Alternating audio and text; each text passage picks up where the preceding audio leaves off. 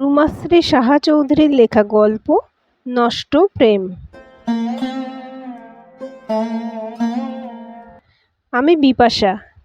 এখন মানে প্রায় 25 বছর আগে বিপাশা দাস থেকে মজুমদার হয়েছি। চাকরি করি। একমাত্র ছেলে, স্বামী আর শাশুড়ি মাকে নিয়ে আমার সুখের সংসার। শাশুড়ি মা কিছুদিন যাবৎ অসুস্থ ছিলেন। ওনাকে ঘিরেছিল অনেকটা ব্যস্ততা। সেই সময় আমার মাথায় হাত রেখে আশীর্বাদ করে বলেছিলেন, আসছে জন্মে যেন তোর মেয়ে হয়েই আসি। সত্যি, তুই আমার মা। আমার ছেলে সৌরভ আমার ভালো বন্ধু, এখন ইঞ্জিনিয়ারিং পড়ছে। আজকাল একটু কম সময় পায়, তবু রাতে জমিয়ে একটা আড্ডা হয় আমাদের খাবার টেবিলে। আমার বর বিদ্যুৎকে কি বলবো, অভিভাবক, বন্ধু আর সবচেয়ে হিতাকাঙ্ক্ষী না ভগবান। ও না থাকলে বোধহয় আমার উচ্চশিক্ষা, চাকরি কিছুই হতো না। সত্যি আমি খুব খুব সুখী। খুব কথাটা দুবার বললাম। আসলে আমার মনে কি আছে তা বোধহয় আমি নিজেই খুঁজে বেড়াই আজও। কখনো ব্যস্ত সকালে, কখনো বা ক্লান্ত বিকেলে। না না, মনে কিছু নেই। কি আবার থাকবে? বিশ্বাস করুন, আমি ওকেই খুব ভালোবাসি আর শ্রদ্ধা করি। আমি গ্রামের মেয়ে। আমরা বেশ কয়েকজন ভাই বোন। তবুও পড়াশোনার জন্য বাবার কম ক্ষমতা থাকলেও কলকাতা শহরে বাংলা মিডিয়ামে ভর্তি করে দিয়েছিলেন আমাকে। হোস্টেলেই থাকতাম। তবুও প্রেম হয়ে গিয়েছিল কোন এক সরস্বতী পুজোর দিনে ওর সাথে। আমার হলুদ শাড়ি আর খোলা চুলে বন্দি হয়েছিল রজতের মন। তাই কড়াকড়ির ঘেরা টপ ছাড়িয়ে একটু দেখা, কখনো লুকিয়ে কথা বা লুকানো চিঠিতে আমি রজতের প্রেমে পড়ে গিয়েছিলাম। আমার সবটুকু তখন রজত, আর আমি ওর মোমের পুতুল। ওই নামেই আমাকে ডাকতো। স্কুলের গণ্ডি পেরিয়ে কলেজে অনেকটা স্বাধীনতা। প্রেম আরেকটু বেশি গাঢ় তখন। খুব বই পাগল ছিল রজত। আমিও ভীষণ ভালোবাসতাম বই পড়তে। আর বইবন্দি প্রেমে ভাসলো আমার মন। ওর জন্মদিনে বই ছাড়া আর কিছুই ভাবতে পারতাম না। ভালোবাসায় থেকো, এমনি একদম আমার হয়ে সবসময়, তোমার মোমের পুতুল। কত বইয়ে যে লিখে দিয়েছি এমন। ওর চোখ দুটো খুশিতে উজ্জ্বল হয়ে উঠত।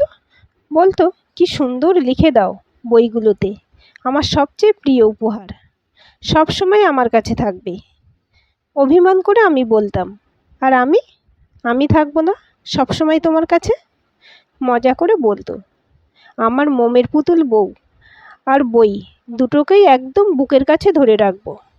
ওর উষ্ণ আলিঙ্গনে জড়িয়ে ধরতো আমাকে আরও নিবিড়ভাবে। রজতের বাড়িতে সেভাবে কখনোই আমার যাওয়া হয়নি। শুনেছি ওর কষ্টের শেষ ছিল না। ওর মতো দুর্ভাগ্য বোধহয় কম মানুষই হয়। আর ওর দুঃখের কথা শুনে যেন আরও বেশি ওর কাছে চলে এসেছিলাম। সবসময় বলতো, তুমি তো জানো আমার মা ছোটবেলায় মারা গেছে। আমার নতুন মা আমাকে চাকরের মতো খাটিয়েছে আর অত্যাচার করেছে। কখনো একটুও ভালোবাসা পাইনি। শুধু তুমি আমাকে একটু ভালোবাসো, তাহলেই হবে। আমি ভালোবাসার কাঙাল, তাই তো ছুটে ছুটে তোমার কাছে আসি। আর যাই বাবার বন্ধু মনতোষ কাকুদের বাড়ি, ওরা আমাকে খুব ভালোবাসে। ওর কষ্টের কথাগুলো শুনে আমার মনটা কেমন যেন হয়ে যেত। ইচ্ছে করতো নিজের একদম কাছে ওকে রেখে সব ভালোবাসা উজাড় করে দিই। খুব খুব ভালোবাসতাম ওকে, খুব। কত কথাই না হতো ওর সাথে। তার মাঝেই শুনেছি মনতোষ কাকু আর সুনিতার কথা। বলতো, কাকু কাকিমা খুব ভালো, আমাকে অনেক ভালোবাসা দিয়েছেন। সুনিতা আমার ছোটবেলার বন্ধু, তবে তোমার মতো সুন্দরী নয়। ও জানে আমাদের সব কথা। আমি রাগ করে বলেছিলাম, অমন বলতে নেই, ভগবান সবার মধ্যে সৌন্দর্য দিয়েছেন নিজের মতো করে। সত্যি, মোমের পুতুল, তোমার অনেক বড় মন। সুনিতাটা খুব পাজি জানো। আসলে ছোটবেলা থেকে চিনি ওকে, তাই মাঝে মাঝেই বলে ও, বাড়িতে তোমাকে কে আর ভালোবাসে, তুমি এই বাড়িতেই থেকে যাও। বাবা মা তোমাকে যা ভালোবাসে তোমাকেই সব দিয়ে দেবে। আর এত সম্পত্তি নিয়ে আমিই বা কী করব? আমি হঠাৎই বলে ফেলেছিলাম, দেখো হয়তো সুনিতাকে সমেত সবটাই তোমাকে মনতোষ কাকু দিয়ে দেবেন। তাহলে আর তোমার কোনো অভাবও থাকবে না, কষ্টও থাকবে না। খুব রেগে গিয়েছিল রজত সেদিন। আর কোনোদিন যেন এমন কথা না শুনি মোমের পুতুল। আমার সবটা জুড়ে শুধু তুমি। আমি আবেগে ভালোবাসায় মাথা রেখেছিলাম পরম নির্ভরতায় ওর কাঁধে। ও কাছে টেনে বলেছিল, আমাকে একটু সময় দাও। কলেজের পর চাকরির চেষ্টা করে বেশ কয়েকটা ভালো চাকরির অফার পেয়েছিলাম বাইরে, কিন্তু আমি তখন রজতের প্রেমে ভাসছি। ভেবেছি ওকে ছেড়ে দূরে চলে গেলে কি করে থাকবো আমি। ছেড়ে দিয়েছিলাম এয়ার ইন্ডিয়া চাকরির অফারটাও। বাড়ি থেকে তখন বিয়ের চেষ্টা করছে। সত্যি হয়তো সেটাই স্বাভাবিক। আমার এভাবে বাইরে থাকা, চাকরির চেষ্টা আর পড়াশোনা করার জন্য আর কতদিন ওরা মানবে। তবুও নানা বাহানায় অনেকদিন ওদের ঠেকিয়ে রেখেছি। বেশ কয়েকদিন রজত আসে না, কোনো খবরও নেই। ওদের ল্যান্ডফোন নাম্বারটা ছিল, সাহস করে ফোন করলাম। এর আগে দু একবার করেছি। দুদিন অপরিচিত গলা শুনে ছেড়ে দিয়েছিলাম। কয়েকদিন বাদে ধরলো ওর ভাই, বলল দাদা মনতোষ কাকুদের বাড়িতে, ওনার শরীর খারাপ তাই গেছে। মনটা একটু শান্ত হলে জেনে। তবুও খুবই দরকার তখন ওকে আমার। কবে যে আসবে। আসলে তখন হোস্টেল ভাঙার কথা হচ্ছে যেখানে আমি থাকতাম। বেশ কয়েকদিন পরে ও এসেছিল দেখা করতে। প্রথমে আমার হোস্টেলে, ওখানে বেশি কথা হলো না। তারপর একদিন এলো নন্দনে, আমাদের পরিচিত আর মন দেওয়া নেওয়া সেই প্রিয় জায়গাটাতে। কিন্তু ও কেন আমাকে মোমের পুতুল ডাকছে না? আজ ওর চোখে মুখে কেন নেই সেই ভালোবাসার পরশমাখা চাউনি? শুকনো গলায় বলেছিলাম, বাড়ি থেকে খুব দেখাশোনা করছে বিয়ের জন্য। আসলে মায়ের শরীর ভালো নেই। ছোট বোনেরও সম্বন্ধ আসছে। এদিকে শুনছি হোস্টেল ভাঙবে। ওরা নোটিশ দিয়েছে তাড়াতাড়ি হোস্টেল ছাড়ার জন্য। চাকরিটাও নিলাম না তোমাকে ছেড়ে থাকতে হবে বলে। এখন আমি কি করব? কিছুই বুঝতে পারছি না। বাড়িতে যেতে আমি চাইছি না। ওখানে গেলেই বিয়ে করে নিতে হবে। আর কোন অজুহাত দেব? আরও হয়তো কিছু বলতাম, কিন্তু বলা হলো না। That's your problem. আমি তোমাকে একবারও বলিনি চাকরির অফার ছাড়তে। সত্যিই তো, এত ভালো চাকরি পেয়ে ছাড়লে কেন? তোমরা মেয়েরা সত্যিই পারো। হ্যাঁ, দেখা করেছি, গল্প করেছি। তুমি আমার ভালো বন্ধু ছিলে, এখনও আছো। তাই বলে এভাবে নিজের জীবনে ইচ্ছে মতো আমাকে জড়াতে চাইছো কেন? আমার গলাটা বুঝে আসে। ওর গলাতে এতটা বেশি প্রত্যাখ্যান ছিল যে আমি কেমন যেন বোবা হয়ে যাই। কিন্তু তুমি তো আমাকে স্বপ্ন দেখিয়েছিলে, বেনারসি পরে কোণে দেখা আলোয় বউ সাজার স্বপ্ন। তুমি কি সব ভুলে গেলে? একটু বেশি নাটক করছো নাকি? আমার গল্পকে যদি তুমি সত্যি ভাবো, দ্যাটস ইওর প্রবলেম।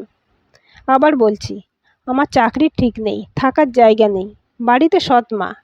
আমি অযথা তোমাকে নিজের অনিশ্চিত ভবিষ্যতে জড়াবো কেন শুনি? আমার আর কিছু বলার নেই। তুমি এবার বাড়ি যাও। লজ্জায়, অপমানে, ঘেন্নায় মাটির সাথে মিশে যেতে ইচ্ছে করছিল। টলতে টলতে বাড়ি ফিরেছিলাম প্রায় অসুস্থ হয়ে। খাওয়া ঘুম সবই উঠে গিয়েছিল কদিন। বাড়ি থেকে খুবই বিয়ের তোড়জোড় করছিল। বেশ কয়েকটা সম্বন্ধ এসেছিল। মেজ জামাইবাবু বারবার বলছিল এক বন্ধুর কথা। ওদের কোনো দাবি নেই, শুধু একটা ভালো শিক্ষিত মেয়ে চাই। রাজি হতে হয়েছিল আমায়। বাড়িতে বলেছিলাম কোনো অনুষ্ঠান করো না, রেজিস্ট্রি করে হবে বলে দিও। মাসখানেকের মধ্যেই হঠাৎ আমার বিয়ে হয়ে গিয়েছিল। শুধুই একটা সই, আর কিছুই না। সিঁদুরটাও আমি পরিনি। হয়তো তোমরা সবাই ছিছি করবে আমাকে, বলবে একটা নষ্ট চরিত্রের মেয়ে আমি। বিয়ে করলাম অথচ সিঁদুর পরলাম না। আমার স্বামী কিনেছিল শাড়ি গয়না, কিন্তু পুরনো পোশাকে আমার বিয়ে হয়েছিল। সিঁদুর পরানোর কথা হতে আমি মাথা নেড়ে মাথা নামিয়েছিলাম। ও হেসে বলেছিল, থাক পরে হবে। আসল তো সই, সেটাই তো হয়ে গেছে, আবার কি। কোণে দেখা আলোয় প্রথম কনের সাজে আমাকে দেখতে চেয়েছিল রজত। সেই প্রতিশ্রুতির রঙে আর অন্য কারো সিঁদুর রাঙাতে পারলাম না নিজেকে। কেমন যেন অদ্ভুত লেগেছিল আমার স্বামীর আচরণে। আমার সমস্তটা ও মেনে নিয়েছিল, কোথাও কোনো স্বামিত্ব বা জোর খাটায়নি। ওর উদারতার কাছে নিজেকে ছোট মনে হয়েছিল। মনে হচ্ছিল ওকে ঠকাচ্ছি না তো। বিবেক বলছিল না, ঠকায়নি। আমি ভালোবেসেছিলাম অন্য কাউকে। পরিস্থিতি আমায় বাধ্য করছে অন্য কারোর সাথে সংসার পাততে। আর তার মধ্যে দোষের কি? এত সহজে কি এত বছরের ভালোবাসা ভুলে যাওয়া যায়? সব কিছুর মধ্যেই যেন রজতকেই দেখতে পাই। জানি তোমরা বলবে, তাহলে আমি বিয়ে করলাম কেন? হয়তো আর কোনো উপায় ছিল না আমার সেই সময়। বিশ্বাস করো, আমি ঠকাতে চাইনি আমার বরকে। চেষ্টা করেছি মন দিয়ে সংসার করতে, ওকে সুখী করতে। কিন্তু কি করে ভুলবো, বড্ড পাগল পাগল লাগতো। ফুলশয্যা রাত্রিটা দুজনেরই গল্পে কেটে গিয়েছিল। ও বেশি কথা বলেছিল, আমি বলেছিলাম কম। শুনেছিলাম ওর বাবা 2 বিয়ে। ওর মা দ্বিতীয় পক্ষের বউ। সবসময় অত্যাচারিত হয়েছে, নিজের ইচ্ছের বিরুদ্ধে করতে হতো সবটা। তাই ও কখনো মেয়েদের উপর জোর খাটাতে চায় না। বিশ্বাস করে মেয়েদের ভালো থাকার জন্য আর্থিক স্বাধীনতা খুবই জরুরি। তুমি কি কোনো কারণে কষ্ট পেয়েছো? আমার জীবনেও অনেক কষ্ট, অনেক না পাওয়া। যা হয়েছে ভুলে গিয়ে আবার সবটা শুরু করো, নতুন করে পড়াশোনা আরও করো। তোমাকে উচ্চ শিক্ষা পেতে হবে। আমি বলতে পারিনি আমার কি কষ্ট। ভয় পেয়েছিলাম, হয়তো বা যা পেয়েছি সবটাই হারানোর ভয়ে। দেখতে দেখতে প্রায় 1 মাস হয়ে আসছিল বিয়ের। একদিন সাজলাম, খুব সাজলাম। সিল্কের শাড়ি পরলাম, গয়না পরলাম, মাথায় আঁকলাম সিঁদুরের রেখা। ওর চোখে দেখলাম মুগ্ধতা। মনকে বোঝালাম আর কতদিন শোক পালন করব। এবার সব কালো ধুয়ে মুছে যাক সিঁদুরের রাঙা আভায়। খুব সুন্দর লাগছে আজ তোমায়, চলো কোথাও থেকে ঘুরে আসি। তেমনিভাবে কোথাও বেরোনো হয়নি আমাদের। কোথায় যাবে চলো? তাজা নিঃশ্বাস নিয়েছিলাম বাইরে, খুবই ভালো লাগছিল। ওর মনেও ছিল খুশির ছোঁয়া। আমার সিঁদুর মাখা ঢলঢলে মুখটার থেকে যেন মুখ ফেরাতে পারছে না। আমি কোথায় গিয়েছিলাম জানেন? সেই পুরনো জায়গাতে। যেতে খুব ইচ্ছে করছিল, মনটা শুধুই চাইছিল একবার যেতে। নন্দন আমারও খুব প্রিয়। আসলে কলকাতার প্রাণকেন্দ্র তো এটাই। চলো ওখানে গিয়েই বরং কিছুক্ষণ বসি। বসতে চেয়েছিলাম আমাদের বহু স্মৃতি জড়ানো সেই পুরনো জায়গাটায়, নতুন কারো সাথে। চোখ ভিজে গিয়েছিল ভাবতেই সবটা, কিন্তু হঠাৎ ছিটকে পিছিয়ে এসেছিলাম। কাকে দেখছি এটা? রজত। ও একা এখানে বসে কি করছে? জায়গাটা একই, ও আছে আমি নেই। আমি আজ অন্য কারোর সাথে এসেছিলাম খুঁজতে স্মৃতির নুড়ি পাথর। চোখাচোখি হয়ে গিয়েছিল রজতের সাথে, যাকে মনে মনে কত খুঁজেছি। আজ আর তাকাতে ইচ্ছে করলো না ওর মুখের দিকে।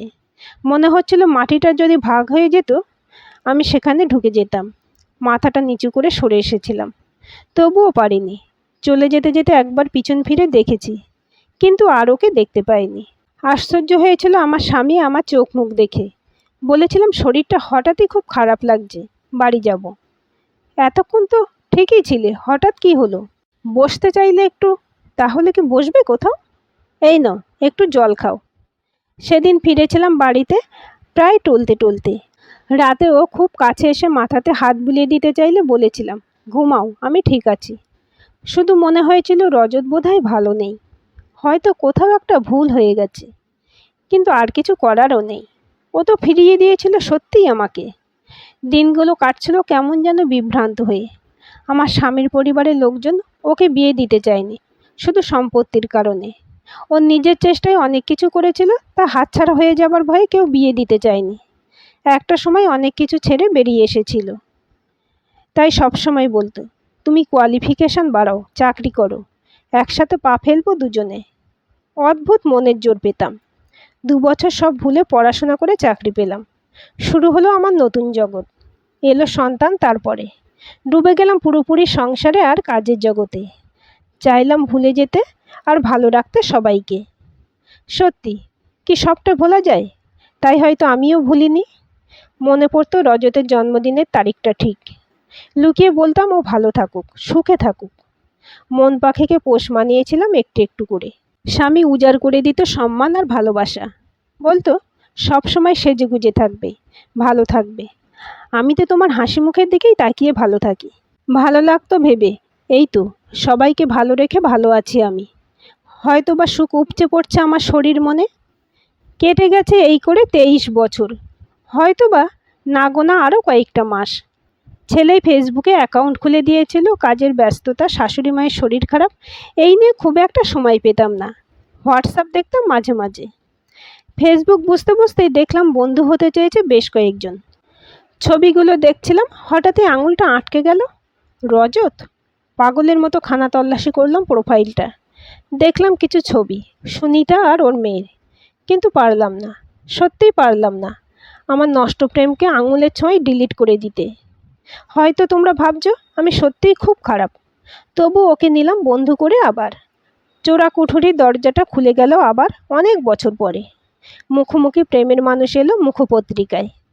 দুজনের মনের কত কথা, মান অভিমান আর অভিযোগ টুকরো শব্দ হয়ে ঝরে পড়ল ইনবক্সে। ও বলল, আমি বাধ্য হয়েছিলাম, তুমি বোঝনি। আমার ভবিষ্যৎ কিছু ছিল না। কিন্তু তুমি আগে বিয়ে করেছিলে। সেদিন নন্দনে দেখেছিলাম সুখ চুঁয়ে পড়ছিল তোমার সমস্ত শরীর দিয়ে। খুব কেঁদেছিলাম সেদিন। বাইরের চোখ দিয়ে কি আর মনের অসুখ দেখা যায়? আর তুমি তুমি যে এত ঘটা করে বড় প্যান্ডেল বেঁধে সুনিতাকে বিয়ে করেছিলে সেই বেলা, আমি শুনেছি রজত। খুব মন কেঁদেছিল সেই দিন। এত ঘটা করে যখন সুনিতাকে সিঁদুর পরালে, একবারও আমার কথা মনে পড়েনি? কি করব বলো, সুনিতা একমাত্র মেয়ে। ওর মা বাবার ইচ্ছেতেই বড় করে বিয়েটা হয়েছিল। আর ওকে সিঁদুর পরানোর সময় তোমার মুখটাই মনে ভেসে উঠছিল। সত্যি, তুমি কত মিথ্যে আজও বলতে পারো গুছিয়ে। আমি তোমাকে আজও ওখানেই রেখেছি মোমের পুতুল, যেখানে ছিলে। হাসি পেয়েছিল অনেক বছর বাদে ডাকটা শুনে। মনে হয়েছিল প্রতারক, তবুও দুর্বল হয়ে গিয়েছিলাম। গল্প করতাম সময় পেলেই। নেশা, বিশ্বাস করো, নেশা হয়ে গিয়েছিল আমার। আবার আবার আমার যত্নে গড়ে তোলা সুখী গৃহকোণে নষ্ট ভালোবাসার ওই পোকাটাকে আমি ঢুকতে দিয়েছিলাম। কত কথা বলতো জানো মোমের পুতুল, তোমার দেওয়া সেই বইগুলো আর নেই। সব সুনিতা দূর করে দিয়েছে। সুনিতা আমাকে ভালোবাসে না, আমার টাকাকে ভালোবাসে। হেসে বলেছিলাম, অথচ এই সুনিতাদের বাড়িতেই ঘর জামাই হয়ে থেকে গিয়েছিলে তুমি। বিশ্বাস করো, আমার উপায় ছিল না। এখনও শুধু মেয়েটার জন্যই আছি। ওর বিয়ে হয়ে গেলে চলে যাব কোথাও। বিশ্বাস না করতে চাইলেও বিশ্বাস করেছিলাম। দেখা করেছিলাম বরকে বলেছিলাম কলেজের বন্ধু, অনেক দিন বাদে ফেসবুকে দেখা হয়েছে, তাই মুখোমুখি একবার দেখা করব। ও আর কিছু তেমন জানতে চায়নি। অফিসে যাওয়ার পথে রজতের অফিসের কাছে নামিয়ে দিয়ে চলে গিয়েছিল। আমাকে দেখে রজতের চোখে মুখে মুগ্ধতা দেখেছিলাম। কিছুটা বিষণ্ণতাও ছিল আমার সুখের পাশাপাশি নিজের অসুখটাকে হয়তো আরও বেশি করে দেখে। ও যত বেশি নিজের অসুখী জীবনের কথা বলেছিল, তত বেশি আমি দুর্বল হয়েছিলাম। নিজের সুখের ক্যানভাসে রং তুলি দিয়ে নতুন কিছু আঁকতে ওর কথা মনে হতো, দুঃখ পেতাম। আবার কখনো ভাবতাম ঠিকই হয়েছে, এটাই ওর পাওনা ছিল। একটু একটু করে দুর্বলতা বাড়ছিল আমার। নিজের স্বামীর দিকে তাকিয়ে মনে হতো, আমার ভগবানকে যেন না ঠকাই ঠাকুর, সেই শক্তি আমাকে দিও। কিন্তু মনের মধ্যে পরপুরুষের কথা নিয়ে কি পুজো করব ভগবানের? কিন্তু রজত তো অনেক আগে থেকে আমার জীবনে ছিল, তাই পাপ হবে কেন? আর পরপুরুষই বা কেন? বড্ড চাপ লাগছিল মনে, অস্থির হচ্ছিল। তাই তো আজ তোমাদের যেমন সবটা বলছি, তেমনি বললাম শোভাকে। শোভা আমার বন্ধু, খুব ভালো কথা বলে, কিছুটা জানেও আমার সব অতীতের কথা। ও বলল, বিপাশা, আমি জানি তোর খারাপ লাগবে, তবে আমি হলে ওই ফেলে আসা সম্পর্ককে নিজের জীবনে কখনোই ঢুকতে দিতাম না। তুই নিজেকে ঠকাচ্ছিস নিজের কাজের পক্ষে যুক্তি খাড়া করে। একদিন রজতের জীবনে দাঁড়ানোর জন্য সুনিতাকে দরকার ছিল, তখন ওই সুযোগটা নিয়েছে। আজ ওর অনেক টাকা, সুনিতা এখন পুরনো, খিটখিটে, হয়তো বা রুগ্ন। সেই তুলনায় তুই ঝকঝকে স্মার্ট, চাকরি করিস, বউ আর বান্ধবী দুজনকেই রাখতে চাইছে। এটা পুরুষদের অনেক দিনের পুরনো অসুখ। ঘর আর হারেম, পত্নী আর উপপত্নী সবটাই চাই। অবশ্য শুধু পুরুষের কথাই বা বলি কেন, অসুখে সুখে কখনো বা অভ্যাসে আমরা মেয়েরাও একাধিক সম্পর্কের শিকার। শোভা, তুই একটু বুঝতে চেষ্টা কর, আমিও তো ওকে ভালোবাসি। আমার বর আসার অনেক আগে থেকে ও ছিল। এটা কোনো পরকীয়া প্রেম নয়। তাহলে বিয়ে করলি কেন? সারা জীবন একা কাটাতে পারতিস। আর তাহলে তোর মন এত কিছু ভাবছেই বা কেন? সঠিক বেঠিক বিশ্বাস কর, তখন আমার কোনো উপায় ছিল না। এখনও উপায় নেই বিপাশা। সন্তানের কাছে ছোট হয়ে যাওয়ার চেয়ে বড় লজ্জা বোধহয় কিছুই নেই। তোর সুখী গৃহকোণ ছেড়ে কোথাও পা রাখছিস এই বয়সে? এখন এটাই তোর ভালোবাসার ঘর, আর বিদ্যুৎদা মন্দবাসার ঘর। তুই বিদ্যুৎদাকে কতটা ভালোবাসিস জানি না, হয়তো শুধুই কৃতজ্ঞ। তবে বিদ্যুৎদা তোকে ভালোবাসে বলেই তোর অসুখে এত সেবা করেছে, তোকে ভালো দেখতে চায়, তোর ব্লাউজ নিয়ে আয়রন করে দেয়। শোভা অফলাইনে চলে যায়, আমিও মোবাইলটা বন্ধ করি। ও অঘরে ঘুমোচ্ছে, আমার গায়ে পরম নির্ভরতায় হাতটা রেখে। আমার চোখ দুটো তখন খুব ভেজা। শোভার কিছু কথা মনে ছুঁচের মতো বিঁধতে থাকে। আমার কিছু কথা টাইপ করি শোভাকে। ঘুম এসে যায় একসময়। শোভা মেসেজ করে, আমিও অন হই। তোর কথাগুলো পড়লাম, বারবারই রজতকে খুব ভালোবাসিস লিখেছিস, ভুলতে পারিসনি। যা সত্যি তাই লিখেছি। জানিস, ওই একটুও সুখী নয়। সুনিতার সাথে অনেক দিন কোনো সম্পর্ক নেই। তুই ওদের বেডরুমে যাস বোধহয় রাতে। আচ্ছা শোন, তুই রজতকে বলিস তুই সব ছেড়ে ওর সাথে চলে গিয়ে আবার নতুন করে শুরু করতে চাস। রজত তো বলেছে তোকে এখনও ভালোবাসে। কি দরকার দুই নৌকায় পা দিয়ে চলা? জীবনের শুরুতে নাই বা হলো, শেষেই সুখে থাক তোরা। তাছাড়া দুজনেরই তো ছেলে মেয়ে বড় হয়ে গেছে, অনেকটা কর্তব্য শেষ। না পাওয়া স্বপ্নগুলো না হয় দেখবি নতুন করে। তোর বেনারসি পরে কনে সাজার স্বপ্ন। শোভার কথা শুনে অবাক লাগে। কিছু কথা শেয়ার করেছিলাম তাই বলে এরকম উত্তর? কিন্তু কথাগুলো হয়তো ঠিকই। তবুও বললাম, শোন, ওকে বলেছি যদি আগে যাই সিঁদুর বেনারসি আর চন্দনে সাজিয়ে দিও। ছেলেকেও বলেছি তাই। সত্যি বিপাশা, তুই এখনও ছেলে মানুষ। মৃত্যুর পর কিছুই দেখার নেই, পাওয়ার নেই। কি এসে যায় চন্দন, বেনারসি বা ছেঁড়া কাপড়ে? শোভা অফ হয়ে যায়। তবু বারবার মনে হয় ওকে খুব ভালোবাসি, কখনো ভুলতে পারবো না। তবু মনে হলো রজতকে আজ বলবো শোভার শেখানো কথাগুলোই। মাঝে একটা স্ক্রিন, মুখপত্রিকায় আমরা মুখোমুখি আবার। রজতের কথায় বারবারই ছিল ওর অসুখী প্রাচুর্যে ভরা জীবনের গল্প। আমি বললাম, চলো এইসব ছেড়ে আমরা নতুন করে সব শুরু করি। ছেলে মেয়ে, সংসার, এইসব তো অনেক ভাবলাম। এবার শুধু তুমি আর আমি। আবার দেখবো আমাদের পুরনো স্বপ্নগুলো নতুন করে। তুমি একবার বললে আমি ছাড়বো সব, কিন্তু আগে তুমি ছাড়বে তোমার অসুখী দাম্পত্য। বলো, কথা দাও। থমকে গিয়েছিল রজত। অনেকক্ষণ কোনো উত্তর পাইনি। অনেক দেরিতে পেয়েছিলাম দীর্ঘ সংলাপ। আমার মেয়েটা যে খুব ভালোবাসে আমাকে, মোমের পুতুল। ওর মধ্যে যে আমি তোমাকে দেখি। ও এখনও ছোট। আমি হঠাৎ এরকম পদক্ষেপ নিলে ওর জীবনটা যে নষ্ট হয়ে যাবে। তারপর তোমার ছেলে, ওর কি হবে ভেবেছ? তবে এটা ঠিকই, তোমার বরের পাশে সত্যিই তোমাকে মানায় না। আমার মেয়ে কিছুটা জানে আমাদের কথা। মেয়ে বলে, তোমার বন্ধুকে তুমি পরের জীবনে পাবে ঠিক। মেসেজ পড়ে মাথাটা গরম হয়ে গিয়েছিল। শোভা হয়তো চোখে আঙুল দিয়ে অনেক কিছুই শেখালো। সত্যিই বোধহয় আজও বড় ছেলে মানুষ আমি। ভালোবাসাটা মনেই থাক, তবে প্রেমটা বোধহয় সত্যিই নষ্ট হয়ে গেছে, বাসি ভাত তরকারির মতো। আমি বিপাশা দাস, মজুমদার না সেন, কোনোটাই ম্যাটার করে না। আজ বিদ্যুতের কথাগুলোই বড় সত্যি মনে হলো। প্রত্যেকটা মেয়ের বোধহয় বাঁচা দরকার নিজের জন্য। নিজেকে প্রস্তুত করা উচিত মানসিক আত্মনির্ভরশীলতায়। মন চাইলে বৈধব্যেও পড়া উচিত বেনারসি। তাই আর মৃত্যুর পরের জন্য নয়। ফালতু সেন্টিমেন্টকে অনুতাপের আগুনে পুড়িয়ে আমিও সাজবো নিজের মতো। নিজের ইচ্ছেগুলোকে বাঁচিয়ে ভালো রাখবো নিজেকে, শুধু শুধু নিজের জন্য। আজকের এই গল্পটি আপনাদের কেমন লাগলো কমেন্ট করে জানাবেন।